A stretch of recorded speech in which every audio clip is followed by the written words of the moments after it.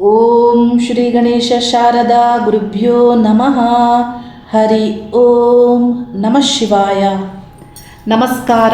ನಾನು ಜ್ಯೋತಿಷ್ಯ ವಿದ್ಯಾರತ್ನ ಆಚಾರ್ಯ ಶ್ರೀಮತಿ ಸುಗುಣ. ಸೆಪ್ಟೆಂಬರ್ ಮಾಸದ ಗ್ರಹಗಳ ಗೋಚಾರ ಸಂಚಾರ ಸ್ಥಿತಿ ಫಲಗಳನ್ನು 12 ರಾಶಿಗಳಿಗೆ ತಿಳಿಸ್ತಾ ಇದ್ದೀನಿ. ಅದಕ್ಕೂ ಮೊದಲು ಬೆಂಗಳೂರಿನ ವ್ಯಕ್ತಿಯೊಬ್ಬರು ಪರಿಹಾರಗಳ ಬಗ್ಗೆ ಸರಿಯಾದಂತಹ ಸ್ಪಷ್ಟತೆ ತಿಳುವಳಿಕೆಯನ್ನು ಜನರಿಗೆ ಕೊಡಬೇಕು ಅಂತ ಕೇಳಿಕೊಂಡಿದ್ರು. ಹಾಗಾಗಿ ನಾನು ತಿಳಿಸ್ತಾ ಇದ್ದೀನಿ. ಪರಿಹಾರಗಳನ್ನು ಮಾಡಿಕೊಳ್ಳುವ ಮೊದಲು ಸಮಸ್ಯೆ ಏನು ಅನ್ನೋದು ನಿಮಗೆ ತಿಳಿಬೇಕಾಗತ್ತೆ ಮತ್ತು ಸರಿಯಾದವರ ಬಳಿ ಹೋಗಬೇಕಾಗತ್ತೆ. ಇದು ನಿಮ್ಮದೇ ಆದಂತಹ ಕರ್ತವ್ಯ ಆಗಿರುತ್ತೆ. ಇದಕ್ಕೆ ಒಂದು ಉದಾಹರಣೆಯಾಗಿ ನನ್ನ ಅನುಭವದಲ್ಲಿರುವಂತಹ ವಿಷಯ ನಾನು ಇಲ್ಲಿ ತಿಳಿಸ್ತಾ ಇದ್ದೀನಿ.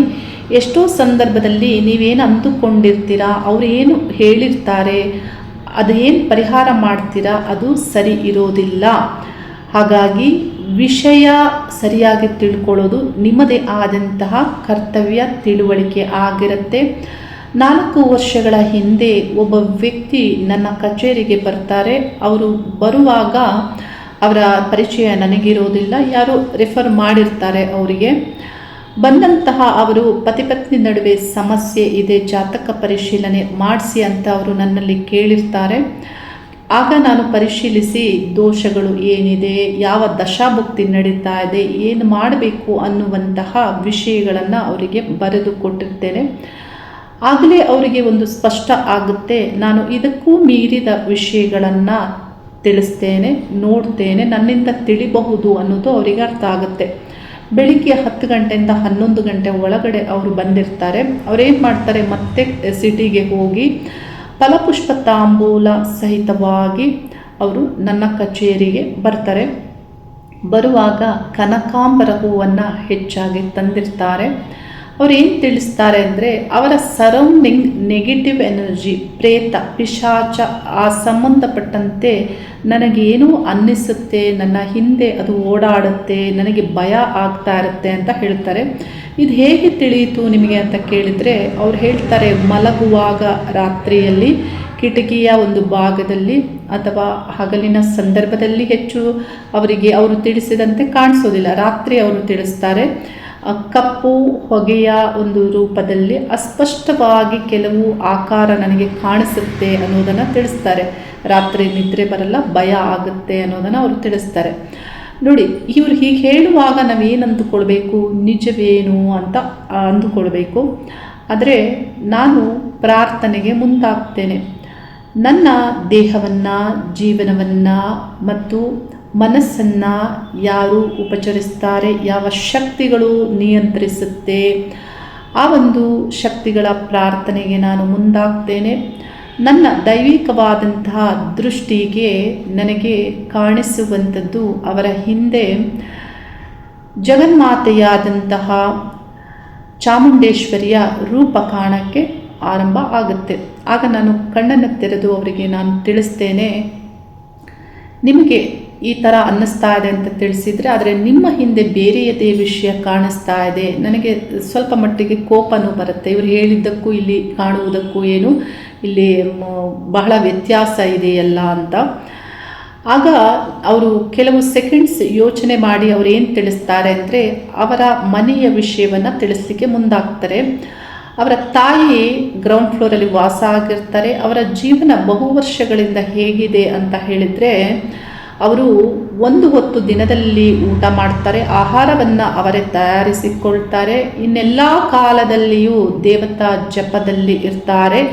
ಅವರು ಒಂದು ಯಜ್ಞವನ್ನು ಮಾಡುವವರಂತೆ ಅವರು ಬದುಕ್ತಾ ಇರ್ತಾರೆ ಬಹಳ ವರ್ಷಗಳಿಂದ. ಇವರ ಅಪ್ಪನಿಗೂ ಮತ್ತು ಇವರ ತಾಯಿಗೂ ಬಹಳಷ್ಟು ಅಂತರವಿರುತ್ತೆ ಮತ್ತು ಸೊಸೆ ಮಗನ ಒಂದು ನಡುವೆಯೂ ಇಲ್ಲಿ ಇವರೊಂದಿಗೆ ಭಿನ್ನಾಭಿಪ್ರಾಯ ಇದ್ದ ಕಾರಣ ಇವರು ಫಸ್ಟ್ ಫ್ಲೋರಲ್ಲಿ ವಾಸ ಇರ್ತಾರೆ. ಅದಕ್ಕೆ ನಾನು ಅವ್ರಿಗೆ ಏನು ತಿಳಿಸ್ತೇನೆ ಅಂದರೆ, ಇದಕ್ಕೆ ಪರಿಹಾರ ನನ್ನಲ್ಲಿ ಇಲ್ಲ, ನೀವು ಪರಿಹಾರವನ್ನು ನಿಮ್ಮ ಮನೆಯಲ್ಲೇ ಮಾಡಿಕೊಳ್ಬೇಕು, ನಿಮ್ಮಿಂದಲೇ ಆಗಬೇಕು. ಅಂದರೆ ಹೇಗೆ ನೋಡಿ, ತಾಯಿಯನ್ನು ಗೌರವಿಸಿ ಅವರೇನು ಹೇಳ್ತಾರೆ ಅದನ್ನು ಕೇಳಿ ಅವರನ್ನು ಸಂತೋಷಕರವಾಗಿ ನೋಡಿಕೊಳ್ಳಿ ಮತ್ತು ಯಾವ ಎನರ್ಜಿ ಕ್ರಿಯೇಟ್ ಆಗಿದೆ ಅದರ ಪೂಜೆಯನ್ನು ಮಾಡಿ, ಮನೆ ದೇವರ ಪೂಜೆಯನ್ನು ಮಾಡಿ, ಆಚಾರ ವಿಚಾರಗಳನ್ನು ಸರಿಪಡಿಸಿಕೊಳ್ಳೋದ್ರಿಂದ ಇದಕ್ಕೆ ಇದೇ ಪರಿಹಾರ ನನ್ನಲ್ಲಿ ಇಲ್ಲ ಅನ್ನೋದನ್ನು ನಾನು ತಿಳಿಸ್ತೇನೆ. ಅವರು ಅವರ ತಾಯಿಯನ್ನು ಒಂದು 3 ವರ್ಷ ಆದ ನಂತರ ಮತ್ತೆ ನನ್ನ ಬಳಿ ಕರ್ಕೊಂಡು ಬರ್ತಾರೆ. ಆಗ ಅವರ ತಾಯಿಯನ್ನು ನಾನು ನೋಡುವಾಗ ಅವರು ಹೇಗಿರ್ತಾರೆ ಅಂದರೆ, ಈ ಜಡೆ ಏನಿರುತ್ತೆ ಕೂದಲು ಅದೆಲ್ಲವೂ ಜಟೆಯ ಒಂದು ರೂಪದಲ್ಲಿ ಇರುತ್ತೆ. ಅಂದರೆ ಈ ಎಲ್ಲ ಕೂದಲು ಒಂದಾಗಿ ಇರುತ್ತೆ, ಅದನ್ನು ಬಿಡಿಸೋದಕ್ಕೆ ಆಗೋದಿಲ್ಲ. ಆ ಥರ ಉದ್ದವಾಗಿ ಇರುತ್ತೆ. ಆ ರೀತಿ ಅವರ ಕೂದಲಿರುತ್ತೆ. ಅಂದರೆ ನೀವು ಯೋಚಿಸಿ ಹೇಗೆ ಏನು ಇರಬಹುದು ಅನ್ನೋದನ್ನು ನೀವು ಇಲ್ಲಿ ಅರ್ಥ ಮಾಡ್ಕೊಳ್ಬೇಕಾಗುತ್ತೆ. ಈ ಒಂದು ಸಮಸ್ಯೆಗೆ ಪರಿಹಾರ ಅವರಿಂದಲೇ ಆಗಬೇಕಾಗುತ್ತೆ. ಅದನ್ನು ಅವ್ರು ಪಾಲನೆ ಮಾಡಬೇಕು. ನಾವೆಷ್ಟೇ ಏನೇ ಹೇಳಿದರೂ ಅದು 1 ದಿನ 2 ದಿನ ಆಗ್ಬೋದು. ಆನಂತರ ಅವರೇ ಅದನ್ನು ದಿನನಿತ್ಯ ಪಾಲನೆಯನ್ನು ಮಾಡಬೇಕಾಗುತ್ತೆ. ಇಲ್ಲಿ ಯಾಕೆ ಇದನ್ನು ನಾನು ತಿಳಿಸ್ತಾ ಇದ್ದೀನಿ ಅಂದರೆ, ಆ ವ್ಯಕ್ತಿ ಅಂದುಕೊಂಡದ್ದು ಬೇರೆ, ಅಲ್ಲಿರುವುದು ವಿಷಯಗಳೇ ಬೇರೆ. ಬೆಂಗಳೂರಿನ ಮೂಲದ ವ್ಯಕ್ತಿ, ಅವರ ಮಗನಿಗೆ ಸಮಸ್ಯೆ ಆಗುತ್ತೆ. 10ನೇ ತರಗತಿಯಲ್ಲಿ ಒಳ್ಳೆ ಅಂಕ ಪಡೀತಾರೆ. ಅವರು ಪ್ರಥಮ PUCಗೆ ಸೈನ್ಸ್ ಸಬ್ಜೆಕ್ಟನ್ನು ತೆಗೆದುಕೊಂಡು ನಾರಾಯಣ ಕಾಲೇಜ್ಗೆ ಜಾಯ್ನ್ ಆಗ್ತಾರೆ. ಕೆಲವು ತಿಂಗಳುಗಳ ಕಾಲ ಕಾಲೇಜ್ ಹೋಗ್ತಾರೆ. ಆ ನಂತರ ಕಾಲೇಜ್ ಹೋಗೋಕ್ಕೆ ಇಷ್ಟ ಇಲ್ಲ ಅಂತ ಅವರು ಹೇಳ್ತಾರೆ. ಅವರ ಮಗ ಭಯ ಆತಂಕಕ್ಕೆ ಒಳಗಾದಂತೆ ಏನಿರಬಹುದು ಅಂತ ಈ ಹುಡುಗನ ತಂದೆ ಅವ್ರೇನು ಮಾಡ್ತಾರೆ, ಜಯನಗರದ ಜ್ಯೋತಿಷಿ ಒಬ್ಬರ ಬಳಿ ಹೋಗ್ತಾರೆ. ಆ ಜ್ಯೋತಿಷಿಯು ಸಾಯಿಬಾಬಾ ಹೆಸರಿನಲ್ಲಿ ಅವರ ಒಂದು ಕೇಂದ್ರದ ಹೆಸರಿಟ್ಟುಕೊಂಡು ಅವರು ನಡೆಸ್ತಾ ಇರ್ತಾರೆ. ಅವರು ಮತ್ತಷ್ಟು ಭಯಗೊಳಿಸ್ತಾರೆ ಇವರಿಗೆ. ನಿಮ್ಮ ಮಗನಿಗೆ ಏನೋ ಆಗಿದೆ, ನೆಗೆಟಿವ್ ಎನರ್ಜಿ, ಪ್ರೇತ, ಪಿಶಾಚ ಈ ರೀತಿ ಎಲ್ಲ ಹೇಳಿ ಇದನ್ನು ಸರಿಪಡಿಸಬೇಕು ಅಂದರೆ ಕೇರಳದ ಒಂದು ದೇವಸ್ಥಾನದಲ್ಲಿ ಪ್ರಾಣಿ ಬಲಿಯನ್ನು ಕೊಡಬೇಕು, ಇಷ್ಟು ಹಣ ಆಗುತ್ತೆ ಅಂತ ಇವರಿಗೆ ಭಯಪಡಿಸಿ ಮತ್ತಷ್ಟು ಕೆಲವು ಆಮಿಷಗಳನ್ನು ಒಡ್ಡಿ ಈ ವ್ಯಕ್ತಿ ಹಣ ಕೊಡುವಂತೆ ಅವರು ಹಣವನ್ನು ತೆಗೆದುಕೊಳ್ತಾರೆ. ಎಷ್ಟು ಹಣ ಅಂದರೆ 4 ಲಕ್ಷ ರೂಪಾಯಿನ ಅವರು ತೆಗೆದುಕೊಳ್ತಾರೆ. ಆದರೆ ಆನಂತರ ಕೊಡುವಂಥದ್ದು ಒಂದು ಯಂತ್ರ ಮಾತ್ರ ಆಗಿರುತ್ತೆ. ಆದರೆ ಸಮಸ್ಯೆ ಸರಿ ಹೋಗೋದಿಲ್ಲ. ನೋಡಿ, ಯಾಕೆ ಇದನ್ನು ಹೇಳ್ತಾ ಇದ್ದೀನಿ ಅಂದರೆ, ನೀವು ಸರಿಯಾದವರ ಬಳಿ ಹೋಗುವುದು ಬಹಳ ಮುಖ್ಯ. ಪಾಪಿಗಳ ಬಳಿ ಹೋದರೆ ಪಾಪವೇ ಸಿಗುತ್ತೆ. ವಂಚಕರ ಬಳಿ ಹೋದರೆ ನಿಮಗೆ ವಂಚನೆಯೇ ಆಗುತ್ತೆ. ಹಣಭಕ್ಷಕರ ಬಳಿ ಹೋದರೆ ನಿಮ್ಮ ಹಣವೂ ಹೋಗುತ್ತೆ. ದೈವಿಕವಾದಂತಹ ವ್ಯಕ್ತಿಗಳ ಬಳಿ ಹೋದರೆ ನಿಮಗೆ ಅದುವೇ ಸಿಗುತ್ತೆ. ಇಲ್ಲಿ ಯಾಕೆ ಇದನ್ನು ಅರ್ಥ ಮಾಡ್ಕೋಬೇಕಂದ್ರೆ, ನೋಡಿ, ಒಂದು ಲೆಟರ್ ಒಂದು ಸ್ಥಳಕ್ಕೆ ಹೋಗಬೇಕು, ಒಂದು ಇನ್ಫಾರ್ಮೇಷನ್ ಒಂದು ಸ್ಥಳಕ್ಕೆ ಹೋಗಬೇಕಂದ್ರೆ ಪೋಸ್ಟ್ ಮ್ಯಾನ್ ಸರಿ ಇರಬೇಕಾಗುತ್ತೆ, ವಿಳಾಸ ಸರಿ ಇರಬೇಕಾಗುತ್ತೆ, ಮತ್ತು ವಿಷಯಗಳು ಸರಿ ಇರಬೇಕಾಗುತ್ತೆ. ಸಮಸ್ಯೆಗಳು ಬಗೆಹರಿಬೇಕು ಅಂದರೆ ನೀವು ರಾಂಗ್ ಪರ್ಸನ್ ಹತ್ರ ಹೋದರೆ ಎಲ್ಲಿ ಆ ಲೆಟರ್ ಹೋಗುತ್ತೆ, ಪೋಸ್ಟ್ ಮ್ಯಾನ್ ಸರಿ ಇಲ್ಲ ಅಂದರೆ, ಮತ್ತು ವಿಷಯಗಳೇ ಅಲ್ಲಿ ಯಾವ ಸಮಸ್ಯೆ ಅಂತಾನೆ ನೀವು ಸರಿಯಾಗಿ ಹಾಕಿಲ್ಲ ಅಂದರೆ ಅದು ದೇವತೆಯನ್ನು ಹೇಗೆ ರೀಚ್ ಆಗುತ್ತೆ, ಮತ್ತು ವಿಳಾಸ ರಾಂಗ್ ಇದ್ದರೆ ಅದೆಲ್ಲಿ ಹೋಗುತ್ತೆ, ಹೋಗಲ್ಲ. ಏನು ಸಮಸ್ಯೆಗಳು ಬಗೆಹರಿಯೋದಿಲ್ಲ. ಸರಿಯಾದವರ ಬಳಿ ಹೋಗುವುದು ಬಹಳ ಮುಖ್ಯವೇ ಆಗಿದೆ. ನಮ್ಮ ಆಗಮ ಶಾಸ್ತ್ರ ಪುರಾಣಗಳಲ್ಲಿ ಬಹಳಷ್ಟು ವಿಷಯಗಳನ್ನು ಪರಿಹಾರಗಳನ್ನು ತಿಳಿಸಲಾಗಿದೆ. ಯಾವ ಥರ ಪರಿಹಾರಗಳನ್ನು ಮಾಡಿಕೊಳ್ಬೇಕು, ರಕ್ಷಾ ಹೋಮಗಳನ್ನು ತಿಳಿಸ್ತಾರೆ. ಹೋಮಗಳಿಗೆ ಎಷ್ಟು ಹಣ ಆಗುತ್ತೆ ಅಂದರೆ, ನೀವೊಂದು 3-4 ಹೋಮಗಳನ್ನಾದರೂ ಮಾಡಿಸಿದ್ರೂ ಅದಕ್ಕೆ 50,000 to 60,000 ಆಗಬಹುದು. ಒಂದು 4-5 ಆಗಮ ವಿದ್ವಾಂಸರು ಬಂದರೂ ಅಷ್ಟೇ ಆಗುತ್ತೆ ಹಣ. ದೇವತಾ ಶಕ್ತಿಗಳ ಮೂಲಕ ಹೋಮ ಯಜ್ಞಗಳನ್ನು ಸಂಕಲ್ಪಗಳನ್ನು ಮಾಡಿಕೊಂಡು ನಿಮ್ಮ ಸಮಸ್ಯೆಗಳನ್ನು ಪರಿಹರಿಸಿಕೊಳ್ಬಹುದು. ಆದರೆ ಈ ಪ್ರಾಣಿಯನ್ನು ಬಲಿ ಕೊಡುವುದರಿಂದ ಮತ್ತಷ್ಟು ನಿಮಗೆ ದೋಷ ಅಂಟುತ್ತೆ. ಪ್ರಕೃತಿಯಲ್ಲಿ ಆ ಪಾಪಕರ್ಮದ ಒಂದು ದೋಷ ಮತ್ತೆ ಅಂಟುತ್ತೆ ನಿಮಗೆ. ಅದರಿಂದ ಏನಾಗುತ್ತೆ, ಮತ್ತೆ ನೆಗೆಟಿವಿಟಿಯೇ ನಿಮಗೆ ಹೆಚ್ಚು ಕ್ರಿಯೇಟ್ ಆಗುತ್ತೆ. ಯಾವ ಸಮಸ್ಯೆಯೂ ಬಗೆಹರಿಯುವುದಿಲ್ಲ. ಹಾಗಾಗಿ ನೀವು ಸರಿಯಾದಂತಹ ವ್ಯಕ್ತಿಗಳ ಬಳಿ ಹೋಗಬೇಕಾಗತ್ತೆ. ಇದಕ್ಕೇನು ಒಂದು 50,000 to 60,000 ನೀವು ಒಂದಷ್ಟು ರಕ್ಷಾ ಹೋಮಗಳನ್ನು ಮಾಡಿದರೂ ಅಷ್ಟೇ ಆಗೋದು. 4 ಲಕ್ಷ ಎಲ್ಲ ಆಗೋದಿಲ್ಲ. ಮತ್ತು ಎಲ್ಲದಕ್ಕೂ ಹೋಮಗಳನ್ನು ಮಾಡಬೇಕು ಅಂತ ಇಲ್ಲ. ಸರಳ ಪೂಜೆಗಳನ್ನು ಮಾಡಿಕೊಳ್ಬೋದು. ಮತ್ತು ನೀವೇ ಪರಿಹಾರಗಳನ್ನು ನಿತ್ಯ ಪರಿಹಾರಗಳನ್ನು ಮಾಡಿಕೊಳ್ಬೇಕಾಗತ್ತೆ. ಇದಕ್ಕೆಲ್ಲ ಕಾರಣ ಏನಂದರೆ ಮನಸ್ಸೇ ಆಗಿರುತ್ತೆ. ಈ ಹುಡುಗನ ಮನಸ್ಸು ಯಾಕೆ ಹೀಗಾಯಿತು ಅಂದರೆ ನೋಡಿ, ಈ ಹುಡುಗನ ಜಾತಕವನ್ನು ನಾನು ಪರಿಶೀಲಿಸಿದಾಗ ಆ ಹುಡುಗನ ಜಾತಕದ ಪ್ರಕಾರ ಅವರಿಗೆ ಕನ್ಯಾ ಲಗ್ನ ಆಗಿರುತ್ತೆ. ಕನ್ಯಾ ಲಗ್ನದಿಂದ ತೃತೀಯ ಸ್ಥಾನದಲ್ಲಿ ಚಂದ್ರಗ್ರಹ ಮತ್ತು ಶನಿಗ್ರಹ ಇದ್ದು 3 ಡಿಗ್ರಿಯ ಒಳಗಡೆ ಇದ್ದು ಇವರಿಗೆ ಚಂದ್ರದಶೆ ಆರಂಭ ಕಳೆದ ವರ್ಷದಲ್ಲೇ ಆಗಿರುತ್ತೆ. ನೋಡಿ, ಚಂದ್ರ ಮತ್ತು ಶನಿ ಯಾವಾಗ ಈ 2 ಶತ್ರುಗ್ರಹಗಳು ಮನೋಕಾರಕ ಚಂದ್ರನಿಗೆ ಶನಿಯ ಸಂಬಂಧ ಬರಬಾರದು, ಬಂದರೆ ಏನಾಗುತ್ತೆ, ಅಂಥವರ ಜೀವನದಲ್ಲಿ ಏನಾದರೂ ಸಮಸ್ಯೆಗಳಿರುತ್ತೆ. ಮನಸ್ಸಿನ ಬಗ್ಗೆಯೇ ಅಲ್ಲ, ಶನಿಯ ಕಾರಕತ್ವಗಳಲ್ಲಿ ಬರುವಂತಹ ಮೂರ್ಛಾರೋಗ, ಪೋಲಿಯೋ ಆಗ್ಬೋದು, ಮತ್ತು ಪಿಡ್ಸ್ ಆಗ್ಬೋದು, ಈ ಮಾನಸಿಕ ಅಸಮತೋಲನಗಳಾಗ್ಬೋದು, ನಾನಾ ರೀತಿಯ ಸಮಸ್ಯೆಗಳು ಬರುತ್ತೆ. ಇದರಿಂದ ಜೀವಕ್ಕೇನಾದರೂ ತೊಂದರೆಗಳಾಗುವಂಥದ್ದನ್ನು ಕೆಲವರು ಮಾಡಿಕೊಳ್ತಾರೆ. ಈ ಚಂದ್ರ ಮತ್ತು ಶನಿ ಗ್ರಹಗಳು ಒಟ್ಟಿಗೆ, ಅದರಲ್ಲೂ ಬಹಳ ನಿಯರೆಸ್ಟ್ ಡಿಗ್ರಿಯಲ್ಲಿ ಇರಲೇಬಾರದು. ಈ ಒಂದು ಚಂದ್ರದಶೆ ಆರಂಭದಲ್ಲಿ ಶನಿಯ ಎಫೆಕ್ಟ್ ಆಗಿದೆ. ಶನಿಗ್ರಹ ವಕ್ರವಾಗಿ ಇದ್ದು ಅವರ ವಕ್ರ ಸ್ಥಿತಿಯಿಂದ ಚಂದ್ರನನ್ನು ಪೀಡಿಸೋದ್ರಿಂದ ಇಲ್ಲಿ ಈ ಶನಿಯ ಎಫೆಕ್ಟೇ ಹೆಚ್ಚಾಗಿದೆ. ಮತ್ತು ಅಷ್ಟಮ ದೋಷದ ಪ್ರಭಾವ, ಅಷ್ಟಮ ದೋಷ ಅಂದರೆ ಗೋಚಾರದಲ್ಲಿ ಸಿಂಹರಾಶಿಯವರಿಗೆ ಅಷ್ಟಮ ಶನಿ ಸಂಚಾರ ಆಗೋದ್ರಿಂದ ಬುದ್ಧಿ, ಮನಸ್ಸು ಎಲ್ಲವೂ ಕೆಡುತ್ತೆ. ಹಾಗಾಗಿ ನಾನಾ ರೀತಿಯ ವಿಘ್ನಗಳು ಉಂಟಾಗುತ್ತೆ, ಅಡೆತಡೆಗಳು ಆಗೇ ಆಗುತ್ತೆ. ಇದನ್ನು ಇವರು ಇಷ್ಟೆಲ್ಲ ಆದ ಮೇಲೆ ತಿಳಿದುಕೊಳ್ಳುವ ಮೊದಲು ಈ ಒಂದು ಹುಡುಗನ ಜಾತಕದ ಪರಿಶೀಲನೆಯನ್ನು ಮೊದಲೇ ಮಾಡಿದರೆ ಈ ಸಮಸ್ಯೆಗಳನ್ನೆಲ್ಲ ಉತ್ತಮ ಜ್ಯೋತಿಷಿಗಳು ಮೊದಲೇ ಬರೆದು ಕೊಟ್ಟಿರ್ತಾ ಇದ್ರು. ನೋಡಿ, ಈ ಚಂದ್ರದಶೆಯಲ್ಲಿ ಚಂದ್ರಭುಕ್ತಿ ನವೆಂಬರ್ 2026ಗೆ ಎಂಡ್ ಆಗುತ್ತೆ. ಆನಂತರ ಬೇರೆಯದೇ ಫಲ ಸಿಗೋದಾಗಿರುತ್ತೆ. ಹಾಗಾಗಿ ಸರಿಯಾದವರ ಬಳಿ ಸರಿಯಾದದ್ದನ್ನು ತಿಳಿದುಕೊಳ್ಳೋದು ಬಹಳ ಮುಖ್ಯವಾಗಿರುತ್ತೆ. ಇಂಥವರ ಬಗ್ಗೆ ನೀವೇನು ಮಾಡಬೇಕು ಅಂತ ಹೇಳಿದರೆ, ಈ ರೀತಿ ವಂಚನೆ ಮಾಡುವವರ ಬಗ್ಗೆ ಸಮಾಜದಲ್ಲಿ ಎಲ್ಲಿರ್ತಾರೆ ಆ ಏರಿಯಾದಲ್ಲಿ ನೀವು ಪೊಲೀಸ್ ಕಂಪ್ಲೇಂಟ್ ಕೊಡಬೇಕಾಗತ್ತೆ. ಏನು ನಿಮ್ಮ ಒಂದು ದಾಖಲಾತಿಗಳಿರುತ್ತೆ ಅದರ ಪ್ರಕಾರ ನಿಮ್ಮ ಹಣವನ್ನು ವಾಪಸ್ ತೆಗೆದುಕೊಳ್ಬೇಕಾಗುತ್ತೆ. ಆ ಏರಿಯಾದಲ್ಲಿ ಯಾರು ಸಾಮಾಜಿಕವಾಗಿ ಹೋರಾಟಗಾರರು ಇರ್ತಾರೆ ಅವರ ಗಮನಕ್ಕೆ ತರಬೇಕಾಗುತ್ತೆ. ಮತ್ತು ಆ ಒಂದು ಏರಿಯಾದಲ್ಲಿ ಯಾರು ರಾಜಕೀಯವಾಗಿ ಗುರುತಿಸಿಕೊಂಡಿರ್ತಾರೆ ಅವರ ಗಮನಕ್ಕೂ ತರಬೇಕಾಗುತ್ತೆ. ಇಷ್ಟೆಲ್ಲ ಮಾಡಬೇಕಂದ್ರೆ ನಿಮಗೆ ನೀವು ಸರಿಯಾದ ಪ್ರೊಟೆಕ್ಷನನ್ನು ಮಾಡ್ಕೋಬೇಕು. ಅವರು ಭಯ ಪಡಿಸ್ತಾರೆ ಹಾಗೆ ಹೀಗೆ ಅಂತ, ಭಯ ಪಡ್ಕೊಳ್ಬೇಡಿ. ನಿಮ್ಮ ರಕ್ಷೆಯನ್ನು ನೀವು ಮಾಡಿಕೊಂಡು ನಿಮ್ಮ ಹಣವನ್ನು ವಾಪಸ್ ತಗೊಳ್ಳಿ. ಇಲ್ಲವಾದಲ್ಲಿ ಏನಾಗುತ್ತೆ ಅಂದರೆ ಇವರು ಮತ್ತೆ ಈ ಸಮಾಜದಲ್ಲಿ ಮತ್ತೆ ಬೇರೆ ಬೇರೆ ಜನರಿಗೆ ವಂಚಿಸ್ತಾರೆ, ಇವರು ಹೆಚ್ಚಾಗ್ತಾರೆ. ಅದನ್ನು ಅಲ್ಲಿಗೆ ನಿಲ್ಲಿಸಬೇಕಾಗತ್ತೆ. ಇದನ್ನು ಸರಿಯಾಗಿ ತಿಳಿದುಕೊಳ್ಳಿ. ಇನ್ನು ಈ ಒಂದು ಸೆಪ್ಟೆಂಬರ್ ಮಾಸದಲ್ಲಿ ಗ್ರಹಗಳ ಸಂಚಾರ ಯಾವ ರೀತಿ ಇದೆ ಅಂದರೆ, ಸೂರ್ಯಗ್ರಹ, ಮುಖ್ಯವಾಗಿ ಸೂರ್ಯಗ್ರಹ ಸಿಂಹ ರಾಶಿ ಮತ್ತು ಕನ್ಯಾ ರಾಶಿಯಲ್ಲಿ ಸಂಚಾರ ಮಾಡಲಿದ್ದು, ಗ್ರಹಗಳಲ್ಲಿಯೇ ಸೂರ್ಯಗ್ರಹ ಮುಖ್ಯ ಗ್ರಹ. ಬುಧ ಗ್ರಹ ಸಿಂಹರಾಶಿಯಲ್ಲಿ 7ನೇ ದಿನಾಂಕದವರೆಗೆ ಸಂಚರಿಸ್ತಾರೆ. ಆನಂತರ 26ನೇ ದಿನಾಂಕದವರೆಗೆ ಕನ್ಯಾ ರಾಶಿಯಲ್ಲಿ ಸಂಚರಿಸ್ತಾರೆ.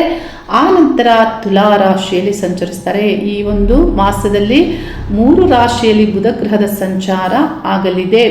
ಶುಕ್ರ ಗ್ರಹ ತುಲಾ ರಾಶಿಯಲ್ಲಿ ಸಂಚಾರ, ಕುಜಗ್ರಹ 18ನೇ ದಿನಾಂಕದವರೆಗೆ ಮಿಥುನ ರಾಶಿಯಲ್ಲಿ ಸಂಚಾರ.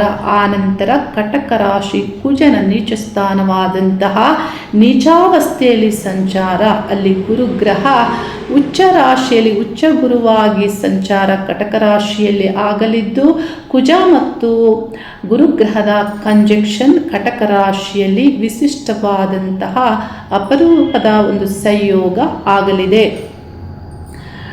ಶನಿಗ್ರಹ ವಕ್ರ ಸಂಚಾರ ಮೀನರಾಶಿಯಲ್ಲಿ ಆಗಲಿದ್ದು, ಕುಂಭ ರಾಶಿಯಲ್ಲಿ ರಾಹುಗ್ರಹ, ಕೇತುಗ್ರಹ ಸಿಂಹ ರಾಶಿಯಲ್ಲಿ ಸಂಚಾರ ಮಾಡಲಿದ್ದು, ಈ ಗ್ರಹಗಳ ಸಂಚಾರ ಹೀಗಿದೆ. 12 ರಾಶಿಗಳಿಗೆ ಫಲಗಳನ್ನು ತಿಳಿಸ್ತಾ ಇದ್ದೇನೆ. ಪರಿಹಾರದ ವಿಷಯವಾಗಿ ಭಾನುವಾರದಂದು ವಾರದಲ್ಲಿ ಬರುವಂತಹ ನಾನು ಅಪ್ಲೋಡ್ ಮಾಡುವಂತಹ ವಾರದ ವಿಜಯ ವಿಡಿಯೋವನ್ನು ಎಲ್ಲರೂ ನೋಡಿ ಅದರಲ್ಲಿರುವಂತಹ ವಿಷಯಗಳನ್ನು ಸರಿಯಾಗಿ ಅರ್ಥ ಮಾಡಿಕೊಳ್ಳಿ. ಏಕೆಂದರೆ ಪರಿಹಾರದಲ್ಲಿ ಬಹಳ ಒಂದು ಎಫೆಕ್ಟಿವ್ ಆಗಿ ಪರಿಹಾರವಾಗಿ ನಿಮಗೆ ನಿಮ್ಮ ದಿನನಿತ್ಯದ ಕೆಲಸ ಕಾರ್ಯಗಳಿಗೆ ಸಪೋರ್ಟಿವ್ ಆಗಿ ಆ ನಕ್ಷತ್ರ ಫಲವನ್ನು ನೀಡುತ್ತೆ. ಆ ಒಂದು ವಿಡಿಯೋವನ್ನು ಪ್ರತಿಯೊಬ್ಬರು ನೋಡಿ ಅನ್ನೋದನ್ನು ನಾನು ತಿಳಿಸ್ತಾ ಇದ್ದೀನಿ. ಮೀನರಾಶಿಯವರಿಗೆ ಸೆಪ್ಟೆಂಬರ್ ಮಾಸದಲ್ಲಿ ರಾಶಿಯಾಧಿಪತಿ ಗುರುಗ್ರಹ ಪಂಚಮ ಸ್ಥಾನ ಕಟಕ ರಾಶಿಯಲ್ಲಿ ಗುರುವಿನ ಉಚ್ಚ ಸ್ಥಾನದಲ್ಲಿ ಈಗಾಗಲೇ ಸಂಚಾರ ಆಗ್ತಾ ಇರೋದ್ರಿಂದ ಸೆಪ್ಟೆಂಬರ್ ಮಾಸದಲ್ಲಿ ದ್ವಿತೀಯ ಮತ್ತು ನವಮಾಧಿಪತಿಯಾದಂತಹ ಕುಜಗ್ರಹ ರಾಶಿಯಾಧಿಪತಿಗೆ ಮಿತ್ರಗ್ರಹವಾಗಿ ಪಂಚಮ ಸ್ಥಾನವನ್ನು ಪ್ರವೇಶಿಸಿ ಅಲ್ಲಿ ವಿಶಿಷ್ಟವಾದಂತಹ ಅಪರೂಪದ ಸಂಯೋಗ ಕುಜ ಮತ್ತು ಗುರುಗ್ರಹಗಳ ಸಂಯೋಗ ಆಗಲಿದ್ದು ಗುರುವಿಗೆ ಕಟಕ ರಾಶಿ ಉಚ್ಚ ಸ್ಥಾನ ಆಗುತ್ತೆ, ಕುಜಗ್ರಹಕ್ಕೆ ನೀಚ ಸ್ಥಾನ ಆಗುತ್ತೆ. ಕುಜ ಮತ್ತು ಗುರುವಿನ ಈ ಸಂಯೋಗ ನೀಚ ಭಂಗ ಯೋಗದ ಫಲವನ್ನು ನೀಡಲಿದ್ದು ಮತ್ತು ನಿಮಗೆ ದಶಮಾಧಿಪತಿಯು ಗುರುಗ್ರಹ ಆಗಿರೋದ್ರಿಂದ ಭಾಗ್ಯ ಅದೃಷ್ಟ ಮತ್ತು ಧರ್ಮಸ್ಥಾನಾಧಿಪತಿ ಕುಜಗ್ರಹ ಆಗಿರೋದ್ರಿಂದ ಇಲ್ಲಿ ಧರ್ಮ ಮತ್ತು ಕರ್ಮ ಅಧಿಪತಿಗಳ ಸಂಯೋಗ ಆಗೋದ್ರಿಂದ ಧರ್ಮ ಕರ್ಮಾಧಿಪತಿ ಯೋಗದ ಒಂದು ಫಲವು ಇಲ್ಲಿ ನಿರ್ಮಾಣ ಆಗುತ್ತೆ. ಮೀನರಾಶಿಯವರಿಗೆ ಈ ಮಾಸದಲ್ಲಿ ಗೋಚಾರದಲ್ಲಿ ರಾಶಿಯಲ್ಲಿ ಶನಿಗ್ರಹ ವಕ್ರ ಸಂಚಾರವನ್ನು ಮಾಡ್ತಾ ಇದ್ರು ನಿಮಗೆ ಇಲ್ಲಿ ಈ ಗ್ರಹಗಳು ನಿಮಗೆ ಎನರ್ಜಿಯನ್ನು ನೀಡ್ತವೆ. ಅಂದರೆ ಗುರುಗ್ರಹ ಮತ್ತು ಇಲ್ಲಿ ಕುಜಗ್ರಹ ಎನರ್ಜಿ ಕ್ರಿಯೇಟ್ ಆಗುತ್ತೆ. ಅಂದರೆ ಶೀಘ್ರ ನಿರ್ಧಾರಗಳನ್ನು ತೆಗೆದುಕೊಳ್ಳುವಂತೆ, ಶೀಘ್ರವಾಗಿ ಯೋಚಿಸುವಂತೆ, ದೃಢ ನಿರ್ಧಾರವನ್ನು ತೆಗೆದುಕೊಳ್ಳುವಂತೆ ಇಲ್ಲಿ ಶನಿಯಿಂದ ಹಿನ್ನಡೆ ಆಗ್ತಾ ಇದ್ರು. ಅಂದರೆ ಆರಂಭಿಕವಾದಂತಹ ಸಮಸ್ಯೆಗಳಿದ್ದರೂ ಇಲ್ಲಿ ಪಂಚಮ ಸ್ಥಾನದಲ್ಲಿ ಈ ಗ್ರಹಗಳ ಸಂಯೋಗ ಗುರುಗ್ರಹ ನಿಮ್ಮ ರಾಶಿಯನ್ನು ವೀಕ್ಷಣೆ ಮಾಡೋದ್ರಿಂದ ರಾಶಿಯಾಧಿಪತಿ ಕುಜಗ್ರಹಕ್ಕೆ ಇಲ್ಲಿ ಅಂದರೆ ಒಂದು ರೀತಿ ಪ್ರೇರೇಪಣೆ ಮಾಡೋದ್ರಿಂದ ಒಳ್ಳೆ ಫಲಗಳಿಗೆ ಇಲ್ಲಿ ಒಳ್ಳೆ ಫಲಗಳು ಸಿಗುತ್ತೆ. ಯಾವ ರೀತಿ ನಿಮಗೆ ಒಳ್ಳೆ ಫಲಗಳು ದೊರೆಯುತ್ತೆ ಅಂದರೆ ಆ ಸ್ಥಾನವು ಮಕ್ಕಳ ಸ್ಥಾನ, ಮಕ್ಕಳಿಂದ ಸಂತೋಷ, ವಿದ್ಯಾಸ್ಥಾನವು ಅದು ಆಗಿರೋದ್ರಿಂದ ವಿದ್ಯೆಯಲ್ಲಿ ನಿಮಗೆ ಹೈಯರ್ ಇಂಟೆಲಿಜೆನ್ಸ್ ಅನ್ನೋದು ಇಲ್ಲಿ ಬುದ್ಧಿವಂತಿಕೆ ನಿರ್ಮಾಣ ಆಗುತ್ತೆ ಮತ್ತು ಯಾವುದೇ ವಿಷಯಗಳಲ್ಲಿ ಶೀಘ್ರವಾದಂತಹ ನಿರ್ಧಾರಗಳನ್ನು ತೆಗೆದುಕೊಳ್ಳುವುದಕ್ಕೆ ಇಲ್ಲಿ ಪ್ರಭಾವ ಆಗುತ್ತೆ.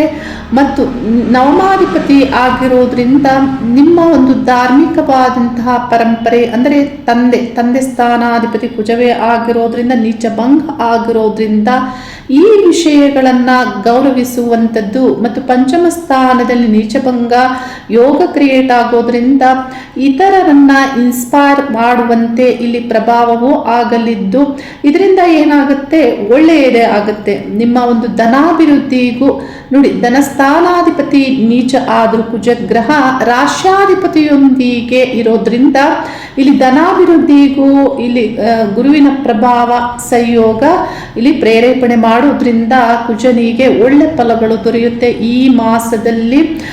ಆದರೆ ಶೀಘ್ರ ಕೋಪ ಬರಬಹುದು ನಿಮಗೆ, ಏಕೆಂದರೆ ಹೈ ಎನರ್ಜಿ ಇಲ್ಲಿ ಕ್ರಿಯೇಟ್ ಆಗ್ತಾ ಇರೋದ್ರಿಂದ ರಾಶ್ಯಾಧಿಪತಿ ಕುಜನೊಂದಿಗೆ ಸಂಚರಿಸೋದ್ರಿಂದ ನಿಮ್ಮ ಒಂದು ನಡತೆಯಲ್ಲಿ ಮತ್ತು ನಿಮ್ಮ ನಿರ್ಧಾರಗಳಲ್ಲಿ ನಿಮಗೆ ಕೋಪ ಬರಬಹುದು. ಇದನ್ನು ಸ್ವಲ್ಪ ಅವಾಯ್ಡ್ ಮಾಡಬೇಕಾಗುತ್ತೆ. ಇನ್ನು ಅಷ್ಟಮ ಸ್ಥಾನದಲ್ಲಿ ಶುಕ್ರ ಗ್ರಹ ಸ್ವರಾಶಿಯಲ್ಲಿ ಸಂಚಾರ ಈ ಮಾಸದಲ್ಲಿ ಮಾಡ್ತಾ ಇರೋದ್ರಿಂದ ಅಷ್ಟಮಕ್ಕೆ ಸಂಬಂಧಪಟ್ಟಂತಹ ಒಳ್ಳೆಯ ಫಲಗಳೇ ದೊರೆಯುತ್ತೆ, ಹೆಚ್ಚಿನ ಸಮಸ್ಯೆಗಳು ಇಲ್ಲ. ಇನ್ನು ಉದ್ಯೋಗ ಸಂಬಂಧಪಟ್ಟಂತೆ ಉದ್ಯೋಗ ಸ್ಥಾನಾಧಿಪತಿಯಾದಂತಹ ಗುರುಗ್ರಹ ಪಂಚಮದಲ್ಲಿ ಉಚ್ಚ ಸಂಚಾರ ಆಗ್ತಾ ಇರೋದ್ರಿಂದ ಸಾಡೆ ಇದ್ದರೂ ಮೀನರಾಶಿಯವರಿಗೆ ಅವಕಾಶಗಳು ಆಗ್ಬೋದು, ಉದ್ಯೋಗಾಭಿವೃದ್ಧಿ ಆಗ್ಬೋದು, ಆಗ್ತಾ ಇರುತ್ತೆ.